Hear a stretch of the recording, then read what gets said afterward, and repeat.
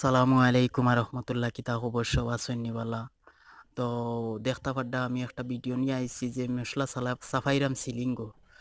তো এই সিলিঙ্গর বিষয় নিয়ে আমি আসলে কিছু কথা কইমু। মিজান ঠিকাদারে খাম রাখছেন, অন্য একটা ঠিকাদারে খাম করছে, করার পরে কাম বেশ ঠিক হইছে না হিসাবে মালিকে ওরে বিদায় দিলেছেন। দেওয়ার পরে মিজান ঠিকাদার দেন হইছেন, মিজান ঠিকাদারে গিয়া তো অবশ্যই কাম করডা ঠিক আছে, কাম রাখছই না সুন্দর, কিন্তু সিলিং আস্তর বোর্ড আস্তর যে কোনো আস্তর কোনো সময়ও মানে গজ মিলানি অত্যন্ত খুব বেশি কষ্টদায়ক হয়েছে। 1.5 ইঞ্চি পরিমাণ বড়া বড়া দিয়াও বলা মিলাইলা, 1.5 ইঞ্চি দিলাও বলা পড়া, কিন্তু 1.5 ইঞ্চি বড়া দিয়া যদি আপনি গজ মিলাইতে পারতাতে ঠিক আছে, কিন্তু 1.5 ইঞ্চি বড়া দিয়া তো আমরা গজ মিলাইতে পারি না।